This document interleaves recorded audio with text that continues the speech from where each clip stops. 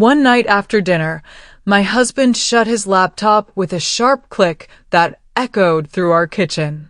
He looked at me across the table, his face completely serious, and said something I would never forget. "From now on, Mara, stay out of my finances." His voice was calm, but firm. Not angry, just final. Like he was making a rule I was supposed to follow without question. I remember holding my coffee cup, feeling the warmth against my palms and nodding slowly. But that word, his, stuck with me longer than it should have. His finances. Not our finances. Not the business we had built together from nothing. His. I took a sip of my coffee, smiled at him, and said nothing. But inside, something had shifted. A week later, he installed a lock on the door to his home office. I heard the drilling early on a Saturday morning while I was making breakfast for the kids. When I asked him about it later, he shrugged and said, "Business stuff, Mara. You don't need to worry about it." He said it so casually, like it was the most natural thing in the world. Like I was a stranger who had no right to know what happened behind that door. But I did worry. I had helped him build that business from the ground up. I remembered the late nights, the stress, the moments when he almost gave up. And now there was a physical lock keeping me out. I smiled and nodded again, but my mind was already turning. Back when he first launched his freight business, I was the one who handled everything he did not want to deal with. Invoices, client calls, his website design, scheduling, even some basic bookkeeping. I did it all between parenting our 2 kids and working my own full-time remote job. I never asked for credit. I just did it because that is what partners do, right? We were supposed to be a team. But somewhere along the way, he stopped seeing it that way. He started talking like he had done it all alone. Like I was just in the background, making dinner and folding laundry. He acted like that part of our history never happened, and honestly, that hurt more than anything else he had said. One afternoon, I asked him a simple question about a delivery delay one of his clients had mentioned to me at a school event. It was innocent, just curiosity. He laughed, actually laughed, and said, "Mara, you would not understand. Let me handle the real stuff." The real stuff. Like what I did every day was not real. Like my job, my brain, my contributions were just hobbies. I felt my face get hot, but I kept my voice steady. I smiled at him, said okay, and walked out of the room. That was the moment I decided to stop trying to prove myself to him. Instead, I would start writing everything down. Every comment. Every dismissal. Every little clue about how his business was actually running. I would smile, stay quiet, and pay attention. What he did not know, what he never bothered to ask about, was that I worked remotely as a senior analyst at a logistics software company. I had been there for 6 years, moving up quietly while he built his freight business. I specialized in supply chain optimization, data modeling, and freight management systems. Every tool he used in his business, every platform he relied on, I probably had a hand in designing its back-end or analyzing its performance. I understood his industry better than he thought, better than he could imagine. But he never asked. He never wanted to know.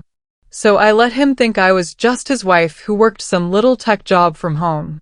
And I kept learning, kept growing, kept building my expertise while he underestimated me. Over the next few months, I noticed something that made my stomach turn. Every time he talked about money, about the business, about our future, he stopped saying we. It became I and my and mine. My clients. My profit. My savings. My success. Even when we were with friends or family, he would talk about his achievements like I was not even there. Like I had not sacrificed anything, helped anything, built anything. I stopped correcting him after a while. I stopped reminding people that I had been part of it too. I let him keep talking, let him take all the credit, let him feel like the king of his own little empire. Because I knew something he did not. I knew exactly how fragile that empire really was. The business was growing, and so was his ego. The more money that came in, the more distant he became from me, from us, from the family. He started showing off online, posting pictures of his new watch, his new car, talking about being self-made and grinding alone. He even updated the company's about page and left my name off completely. When I saw that, I just stared at the screen for a long time. I had written the first version of that page. I had come up with a mission statement. And now I was erased.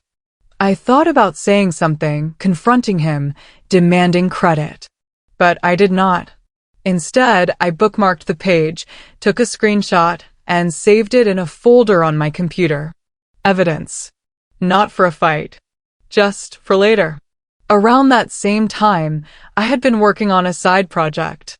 Nothing big at first, just something I did on nights and weekends when the kids were asleep. I was helping a small team build a lightweight platform that tracked freight data in real time, something faster and cheaper than the clunky systems most companies were using. It started as a passion project, a way to use my skills outside of my day job. But then people started paying attention. Other developers wanted in. Investors started asking questions. And slowly, quietly, it became more than just a project. It became a product. A real, functioning product that people wanted. And my husband had no idea it even existed. One night, I decided to test the waters. I sat down with him after the kids went to bed and offered to officially join his business. I told him I could help him scale, bring in better systems, optimize his operations. I was calm, professional, supportive. He looked at me for a long moment, and then he smiled. Not a kind smile. A condescending one. "Mara," he said slowly, "you are not really business-minded. You are great at your tech stuff, but running a company is different. It is not for everyone." I felt my chest tighten, but I nodded. I smiled. I said nothing, but I did not forget. I would never forget the way he looked at me when he said that. Like I was not enough. Like I would never be enough. What he did not realize, what he was too arrogant to see, was that the freight and logistics world is smaller than it seems. People know each other. They talk at conferences, on LinkedIn, in industry forums. Word gets around fast, especially when a company is struggling or when someone is making waves. I had been quietly building a reputation in that world for years through my job and my side work. People respected me. They knew my name, and I started hearing things. Rumors. Whispers. One of his competitors was about to fold. They were losing clients fast, bleeding money, desperate for a buyout. And I saw an opportunity. Not to hurt him. Not yet. Just to position myself. To be ready. I joined a small group of investors and helped buy out that struggling freight software brand. It was not a huge company, but it had potential. Good bones, bad management. We restructured everything, brought in new developers, and repositioned it in the market. And here is the thing, it was a direct competitor to my husband's business model. Same clients. Same services. Same industry. I did not tell him. I did not announce it. I just quietly became a co-owner and strategist for a company that would soon be fighting for the same customers he had. I kept smiling at the dinner table. I kept asking him how his day went. And I kept building. I watched him make mistakes. Big ones. He made bad hires, people who did not care about the work, who were just there for a paycheck. He overspent on things that did not matter, like fancy office furniture and expensive marketing campaigns that went nowhere. He missed new tech trends because he was too proud to admit he did not understand them. And I watched it all happen from across the dinner table, night after night. He would complain about problems, about stress, about how hard everything was. And I would nod, listen, offer generic support. But I never gave him real advice, because he had made it clear he did not want it. He had no idea he was falling behind, and I was not going to be the one to tell him. My day job gave me access to something incredibly valuable: industry performance reports. I could see how companies in the freight and logistics space were doing, where the market was shifting, which businesses were thriving and which were dying. And I started pulling reports on his company. Quietly. Legally. Just public data and industry benchmarks. His numbers were starting to dip. Client retention was down. Revenue was flat. Meanwhile, the company I had invested in was on the rise. We were gaining clients, improving our platform, and getting attention from bigger players. I saved every report, tracked every trend, and watched the gap between us grow wider. He had no idea. He thought he was untouchable. Then came the Regional Freight Tech Conference.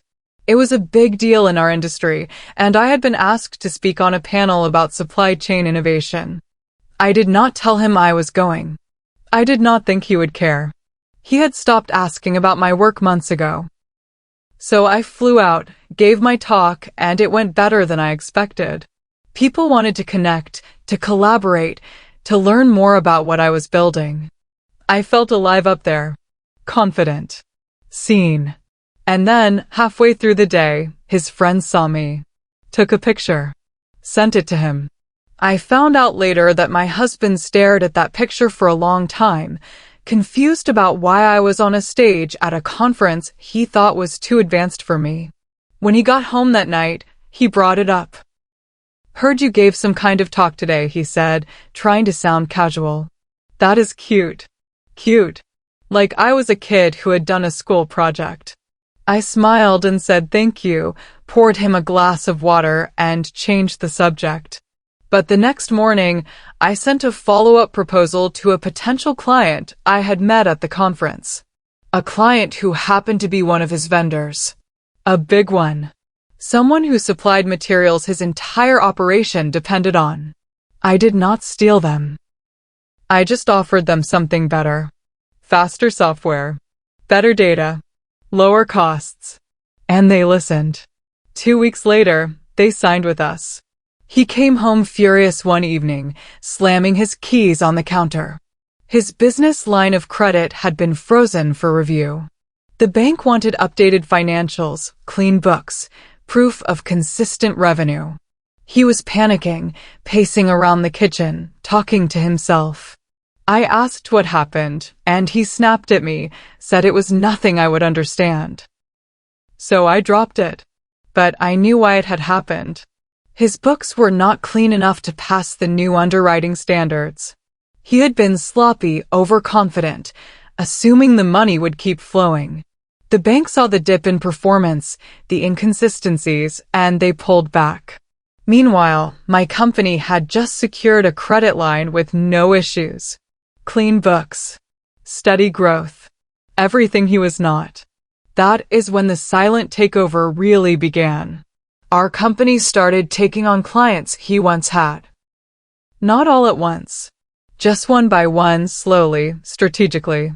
A client here, a contract there. We offered better service, better technology, better communication. Things he had stopped prioritizing. And because the industry is so small, word spread. People started comparing us. And we kept winning. He thought it was just the market shifting, bad luck, the economy. He had no idea it was me.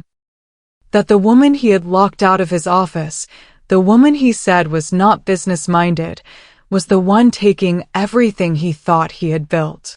I never gloated. I just worked. Then his lead developer quit. The guy had not been paid in 2 months, and he was done. He was talented, frustrated, and looking for something stable. I reached out to him the next day. I did not poach him. I just offered him what he deserved. Fair pay. Respect. A chance to build something that mattered. He joined our team within a week. And with his help, we redesigned our mobile app in 3 weeks. It was faster, cleaner, and easier to use than anything else on the market. It outperformed my husband's version in every single metric within 1 month. And when clients saw the difference, they started switching. Not because we were cheaper, because we were better. At a family dinner a few weeks later, his cousin asked us about work.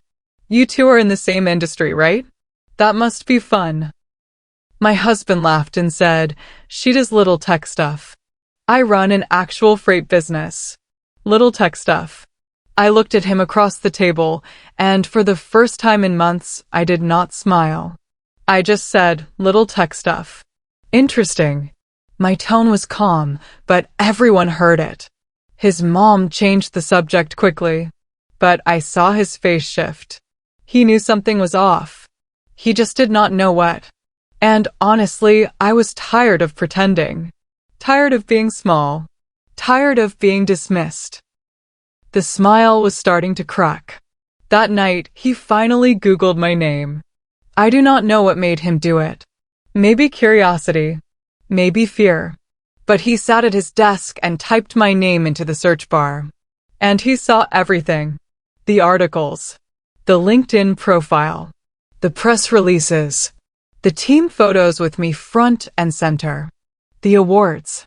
The client testimonials. The conference appearances. All of it. He scrolled for a long time, and I watched him from the hallway. His face changed. The confidence melted away. He looked smaller, confused, maybe even scared. When he finally looked up and saw me standing there, he did not say anything. He just stared. And I walked away without a word. Let him sit with it.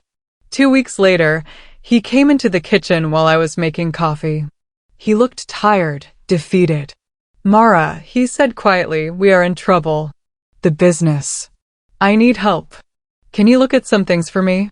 I turned around slowly, still holding the coffee pot. I looked at him, really looked at him, and I smiled. Not a kind smile. Not anymore. You told me to stay out of your finances, I said. You told me I would not understand. You told me to let you handle the real stuff. So I did. I stayed out. Remember? He opened his mouth to respond, but nothing came out. He just stood there, and I poured my coffee and walked past him. I was done being his backup plan. A few days later, a certified letter came to the house.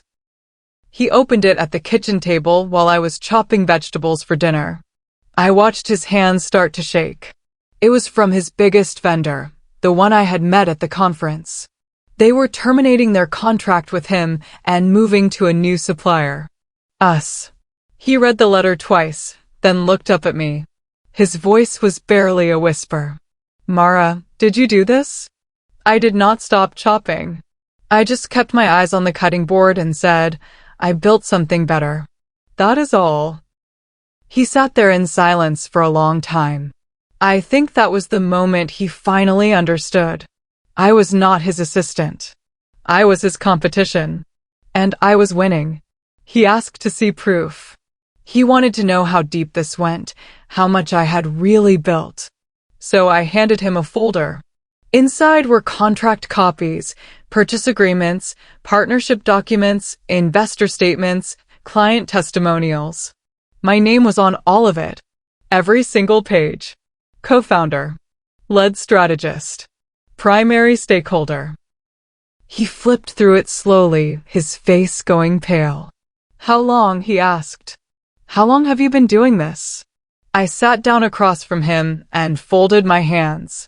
Since the day you told me I was not business-minded, I said. I smiled. I stayed quiet. And I built an empire while you built an ego. He had nothing to say to that. Because it was true. And he knew it. He could not recover. Over the next 2 months, everything fell apart for him. His last major contract was voided. Clients kept leaving. The bank pulled his line of credit completely. He tried to pivot, tried to rebrand, tried to salvage what was left. But it was too late. The damage was done. And the company that absorbed most of his clients, the one that became the go-to name in regional freight software, it was mine. The one run by the woman who was not business-minded. The one led by the wife he had locked out of his office. I did not destroy him out of revenge. I just built something better. And the market chose me. That is how business works. He just never thought I was capable of playing the game. Now, I run a growing logistics platform with national contracts, a team of 30 people, and revenue that doubles his best year. My husband told me to stay out of his finances. He told me I would not understand money, business, or success. So I stayed out. I stopped asking questions. I stopped offering help. And then I built something better than he ever could. Some people marry into money. Some people marry into power. I married into silence. And I turned that silence into something he could never take away from me. My name is Mara Ellison. And I am not his backup plan anymore. I am the woman he underestimated. And that was the biggest mistake he ever made.